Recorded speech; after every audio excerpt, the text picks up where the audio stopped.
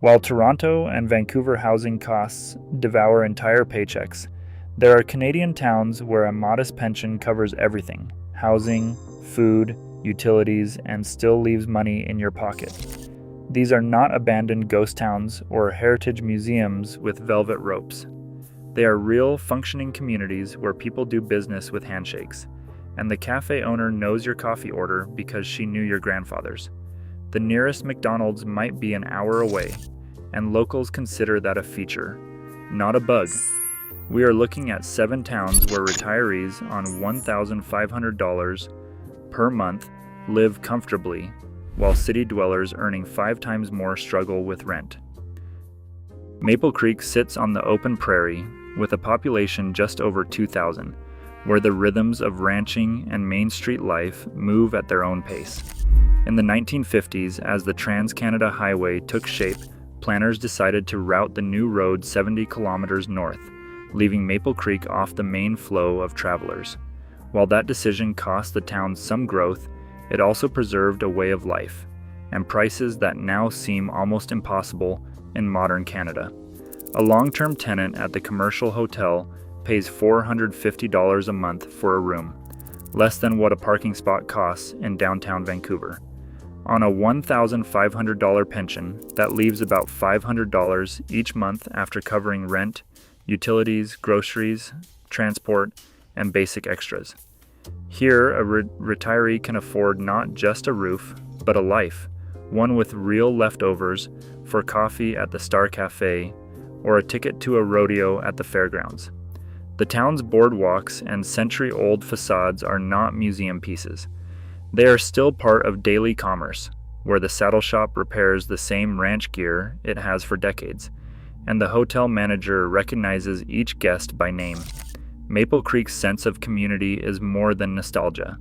The nearest city, Swift Current, is 110 kilometers east, and Regina is a 3.5-hour drive.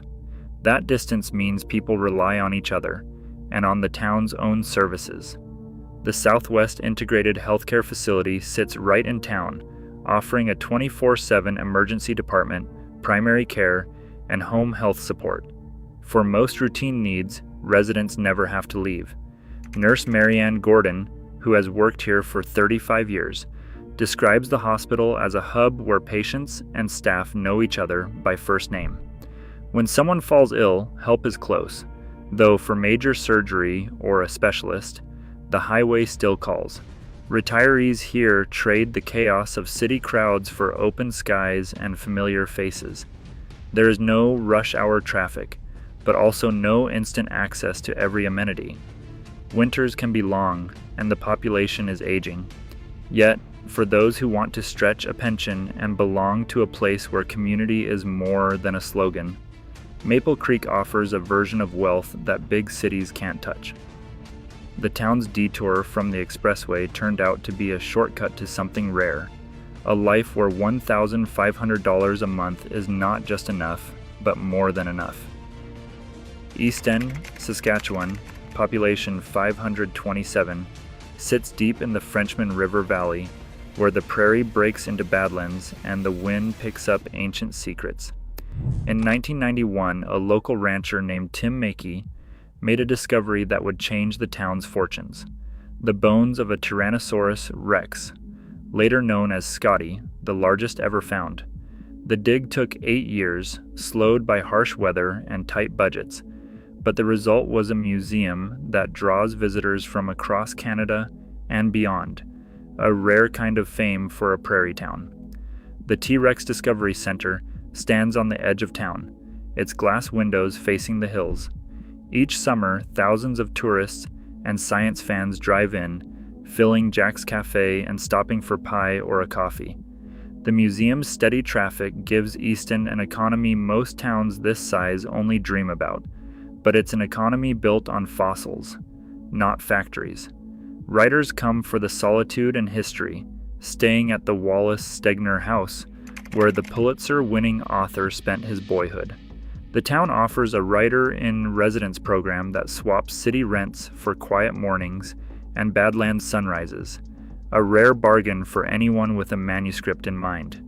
For a retiree, East End's budget is almost as remarkable as its dinosaurs. A one-bedroom apartment rents for about $280 a month. Groceries and utilities run low, thanks to local shops and modest living. Even after budgeting for higher fuel costs, about $200 a month, since the nearest major hospital is a 1-hour drive away in Maple Creek, the math still works. On a $1,500 pension, a resident can pay all the bills and still have $540 left over. That's enough for dinners at the cafe, art supplies, or a trip to the next fossil talk. But life here is not for everyone. Winters are long, and the drive to medical care can feel even longer if the roads turn icy. The population is small and aging. Still, people like cafe owner Linda keep the place lively, serving regulars and newcomers alike, and the Paleontology Center's staff bring a steady stream of fresh faces every season. In East End, the past is always present, underfoot, in the stories told at the cafe, and in the quiet satisfaction of knowing that, in this corner of Saskatchewan, a modest pension stretches further than most people ever imagine. Greenwood, British Columbia, sits tucked into the mountains, its brick downtown standing as a reminder of a copper boom that never quite faded from the landscape. In the early 1900s, this place was built for 3,000 miners, merchants, and families. Today, just 665 people remain, living among wide streets and oversized buildings that once promised a future of endless prosperity. The old courthouse, the school, and rows of sturdy storefronts look out over a town that feels both grand and intimate, a city-sized grid with the heart of a village. The copper ran out long ago, but Greenwood's walls have sheltered generations through change and hardship. In 1942, as war swept across the globe, more than 1,200 Japanese Canadians were uprooted from coastal homes and sent here under government orders. For a few years, Greenwood's population doubled almost overnight. The memories of that era linger in local archives and in the gardens that still bloom behind some houses. Traces of families who planted roots in rocky soil with whatever seeds and hope they carried. The Boundary Museum's curator, herself the granddaughter of one of those wartime arrivals, tends a patchwork of heritage vegetables outside the old school. She keeps the story alive, showing visitors class registers and handwritten letters, reminding them that the town's quiet streets once echoed with the voices of children who arrived speaking little English and left their mark on the land.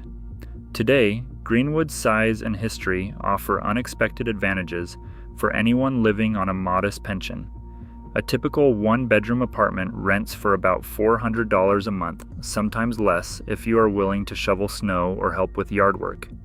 That leaves more than $550 from a $1,500 pension after covering rent, utilities, groceries, and the higher cost of fuel that comes with mountain roads.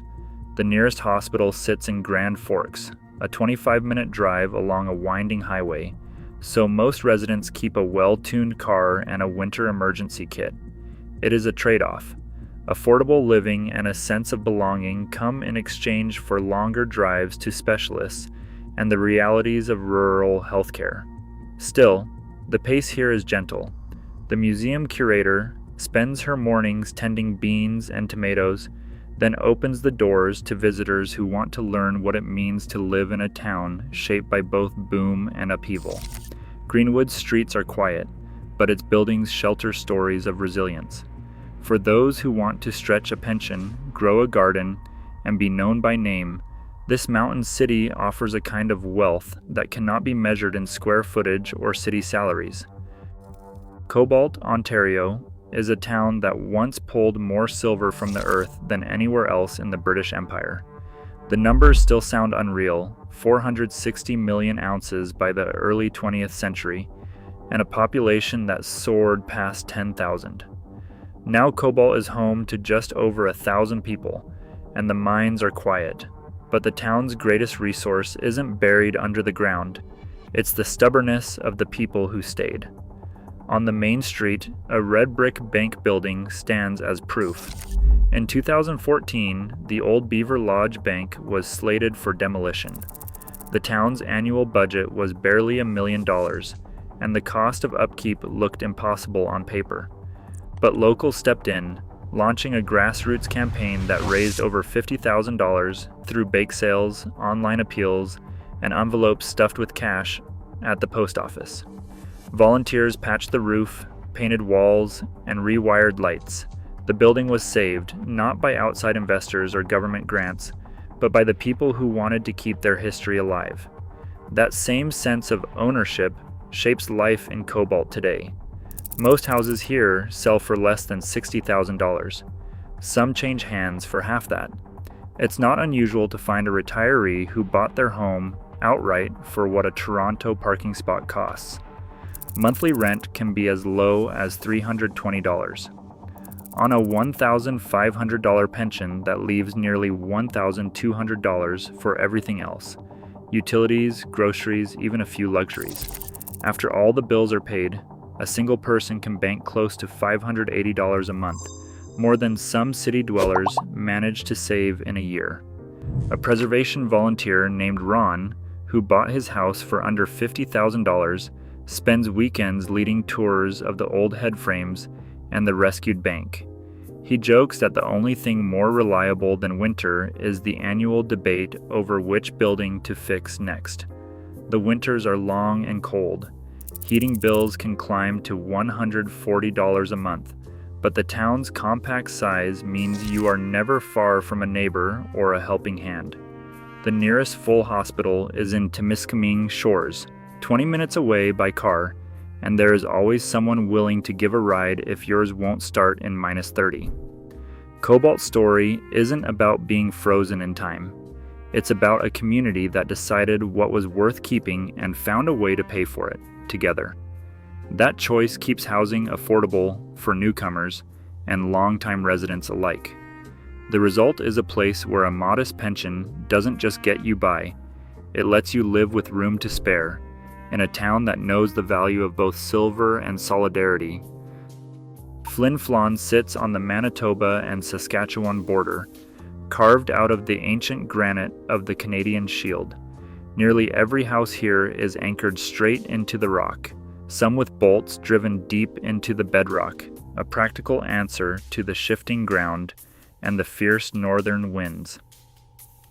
With a population of just over 5,000, the town feels both rugged and close-knit, shaped by nearly a century of mining and the realities of 8-month winters. For decades, wages from the Hudbay mines kept rents low and the community stable. Even now, long after the first copper and zinc booms faded, a retiree can find a solid apartment for around $350 a month. On a $1,500 pension, that leaves about $430 after covering rent, utilities, groceries, and the extra costs that come with living this far north. That surplus is more than just a number. It is what lets people afford a few comforts, whether that means a new parka, a meal out, or saving for emergencies. Retired miner Bill and his wife, a former nurse coordinator, know the rhythm of this place better than most. Bill still remembers the first time he drilled a foundation into the granite, and his wife can list every family in their block by name. Winters here are long, sometimes stretching from October to May, and heating bills can spike. But the Shield landscape means houses stay put, and neighbors look out for each other when the snow piles up.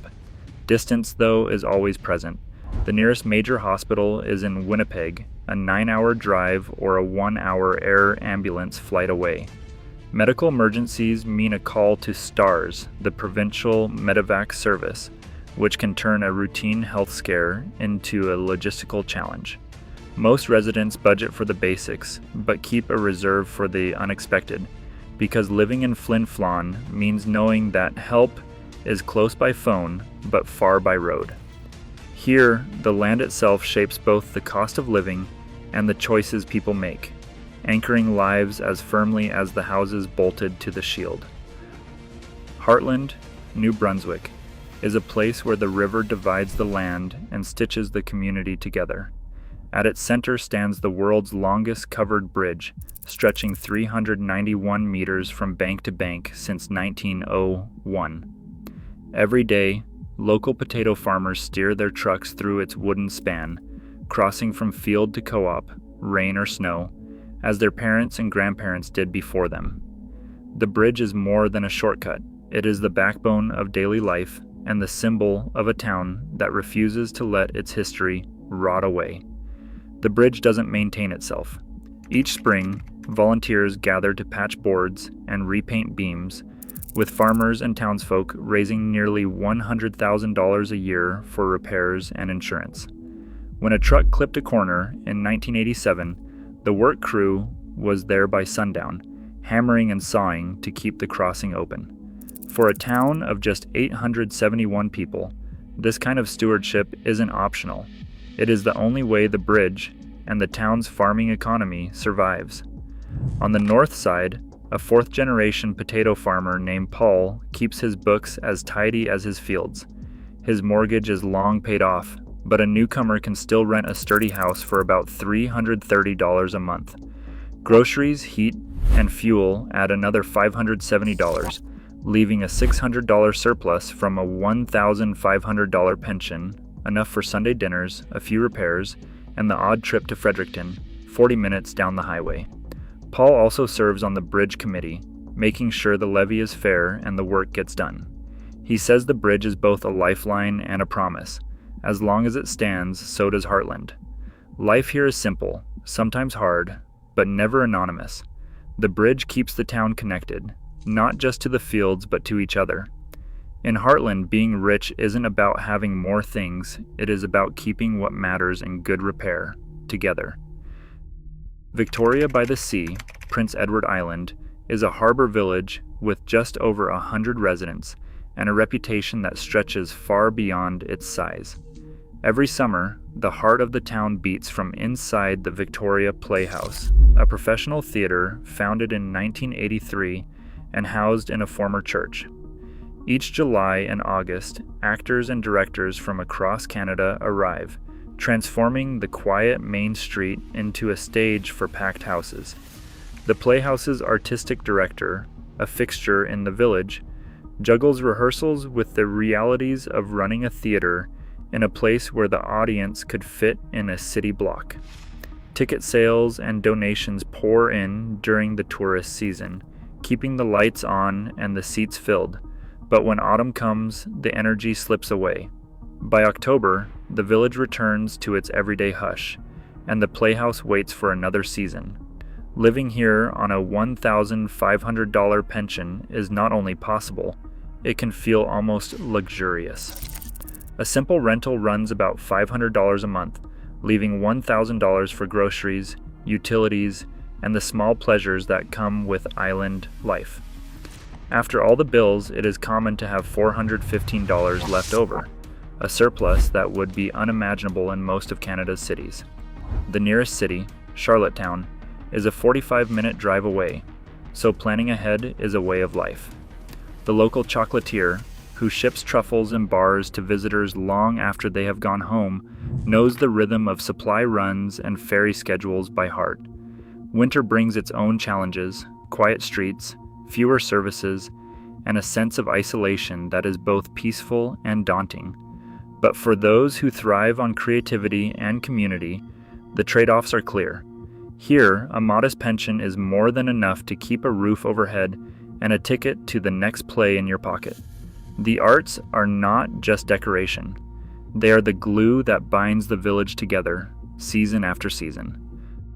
Across Canada, the cost of comfort keeps climbing, unless you know where to look.